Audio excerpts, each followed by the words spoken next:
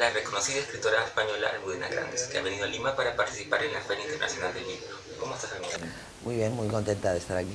A mí siempre me llama la atención cómo se originan las novelas y tengo entendido que tú siempre partes de una imagen muy fuerte. Siempre me ocurre, bueno, suele ocurrirme eso. Es verdad que a veces son imágenes de verdad, que veo con los ojos de la cara en la realidad.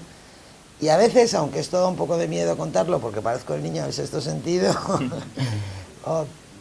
es verdad que a veces leyendo una novela o leyendo un libro de historia o viendo una película, hay una imagen vinculada a esto como que se me instala en la cabeza. Pero yo cuando escribo un libro siempre intento explicarme una imagen, ¿no? Hay un ejemplo muy claro que explica muy bien lo que me pasa. En El corazón helado, que es una novela que empieza con un entierro, la imagen inicial de esa novela fue que se murió el padre de un escritor amigo mío, Benjamín Prado, que vivía en un pueblo pequeño de Madrid, no en el pueblo de la novela, en otro que se llama Las Rozas. Bueno, fuimos un día, fuimos al entierro en un cementerio pequeñito de pueblo. En España los cementerios de pueblo son muy bonitos porque suelen ser praderas, ¿no? Praderas, muy poco.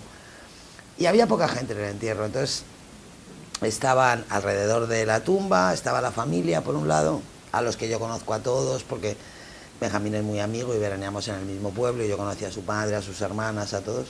Y al otro lado había la gente del pueblo, ¿no? Los amigos del padre del pueblo. Yo estaba un poco apartada con otro amigo y de repente vi entrar en el cementerio a una chica que me llamó la atención, porque era guapa, porque llevaba un abrigo blanco, y en invierno los abrigos blancos siempre llaman la atención, y sobre todo porque se quedó apartada y sola, a la misma distancia que nosotros. Y entonces yo pensé, qué raro, esta chica no será de la familia porque no se acerca, no será del pueblo porque no se acerca, ¿quién será? Y en el tiempo que duró el entierro, que fue muy poco, a mí se me disparó la cabeza ya y dije, tengo que escribir una novela con una chica que aparece en un entierro y mi protagonista no sabe quién es, aunque el entierro es de su padre, ¿no? Entonces, cuando acabó el entierro, esta chica era prima de Benjamín y me la presentó, pero a mí me daba igual porque ya se me había ido la cabeza y yo ya tenía una historia distinta en la cabeza. Ese es un ejemplo muy clásico de lo que me pasa, digamos. Siempre, cuando escribo es porque hay una imagen y tengo que explicármela. Y a veces es una imagen que he visto de verdad, a veces es un recuerdo. Y a veces es una imagen que me ataca ella por su cuenta. Pero sí, en el inicio siempre hay una imagen. Otro tema recurrente en tus obras, en tus novelas, es el elemento político que siempre está presente, ¿no? En algunas más evidente, en otras quizás menos, pero siempre está ahí. Bueno, eso tiene que ver mucho conmigo, con mi propia personalidad y mi experiencia vital, y también tiene mucho que ver con la historia de mi país. O sea, yo en realidad todo lo que he escrito se podría contar como un intento de explicar o de indagar por medio de novelas en la historia del siglo XX español, ¿no? Y mi país es un país muy anómalo, un país muy anormal, donde hubo una guerra cuando en el resto de Europa no había una guerra, donde ganaron los que en el resto de Europa perdieron, y donde los aliados le dieron la vuelta en 1945 a esa famosa máxima romana que decía, los amigos de mis enemigos son mis enemigos. Pues los aliados en España decidieron que el amigo de sus enemigos era su amigo, ¿no? Y a partir de ahí, España ha sido un país que siempre ha ido en dirección contraria al resto de Europa. Y nunca a la misma velocidad. A veces hemos ido muy deprisa, a veces hemos ido muy despacio, pero nunca hemos ido a la misma velocidad que los demás. Mucha gente diría que la política no tiene nada que ver con eso, que la política es el juego parlamentario y los partidos y la militancia y tal. Pero a mí, digamos que los políticos no me interesan. A mí me interesa la política como actividad que rige la vida de la gente, y como me interesa mucho más la militancia espontánea y la pequeña militancia de la gente corriente que la política de la sede, que se hace en las sedes de los partidos. Y como yo lo que pretendo es contar, pues eso, la historia del siglo XX de mi país, pues sí es verdad que la política es un punto de vista fundamental. Aparte de eso, es que yo creo que la política es algo demasiado importante como para dejarlo en manos de los políticos. O sea, la política es algo demasiado trascendental y que tiene demasiada importancia para nuestras vidas, para las vidas de los ciudadanos, como para dejar que unos señores a los que votas cada 4 años tengan todo el poder. Al revés, yo creo que gran parte de los males del mundo consisten en que los ciudadanos hemos abandonado la capacidad de controlar a los políticos, hemos digamos, abdicado esa capacidad en la clase política.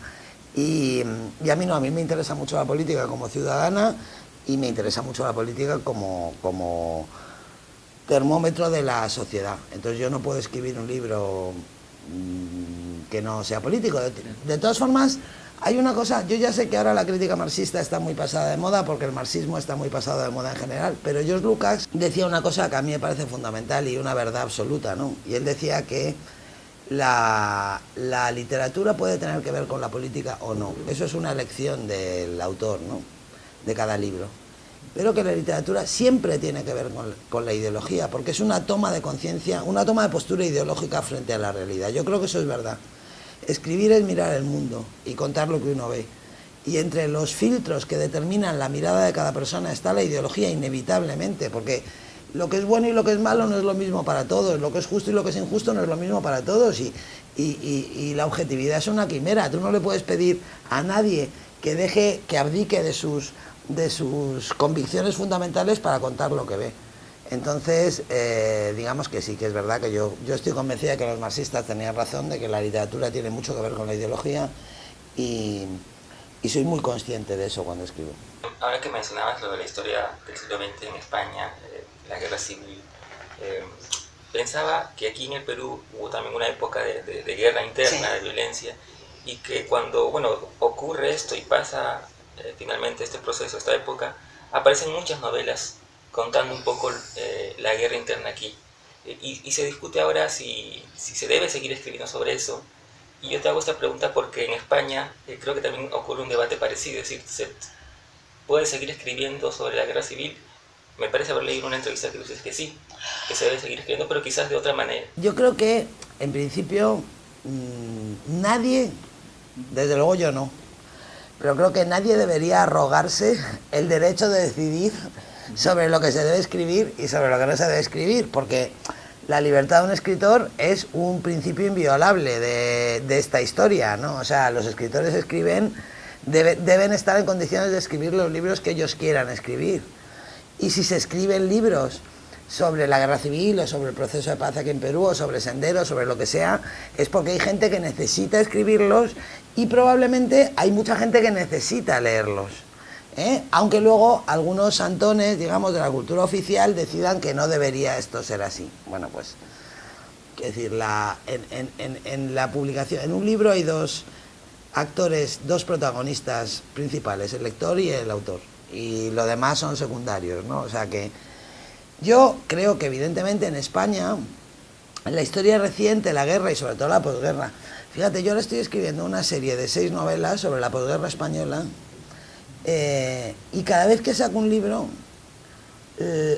todos los periodistas que me hacen entrevistas, los lectores me dicen lo mismo. Yo no tenía ni idea de esto, ¿no? Empecé con la invasión del Valle de Arán, que es un episodio bastante llamativo. Un ejército de 4.000 hombres que cruza los Pirineos en el año 44, ocupa el Valle de Arán, un valle de los Pirineos, lo mantiene en su poder 10 días, se retiran y nadie lo sabe. Y yo cuando descubrí esta invasión, que está en los libros, pero está en algunos libros, pero hay que tener curiosidad para buscar, yo pensé, hombre, todos los países tienen capacidad para esconder liebres, ¿no? O ardillas. Pero es que esto es esconder un mamut. O sea, ¿cómo puedes esconder una cosa tan grande? Bueno, pues en España se escondió. Entonces, claro, yo tengo por un lado, hay gente que dice, ya está bien de contar lo de siempre. Y por otro lado, la reacción de la gente que me dice, yo esto no lo sabía, yo no tenía ni idea de esto, yo no tenía ni idea de esto. Yo escribo estas novelas sobre la posguerra porque me di cuenta de que los españoles vivimos encima de una mina de oro. O sea, estamos pisando un filón de historias, de héroes, de villanos, de traiciones, que no se han contado nunca. Entonces, eso para un escritor es algo irresistible, ¿no? Es verdad que ha habido muchas novelas sobre la guerra, pero novelas que siempre contaban lo mismo, desde los mismos puntos de vista, ¿no? O sea, novelas que defendían pues durante todo el franquismo hubo muchos escritores franquistas que intentaron defender la guerra como una cruzada por Dios, porque sabían de sobra que lo que habían hecho era provocar una guerra que causó 1 millón de muertos, entonces había como la necesidad de justificar y justificar. Y luego los escritores del exilio, los republicanos, contando también la guerra desde su punto de vista, lo que se hizo bien, lo que se hizo mal. Pero más allá de los puntos de vista principales, que se han repetido mucho, más allá de la propaganda, hay muchísimas lugares que no se han visitado y muchísimas miradas que no se han producido.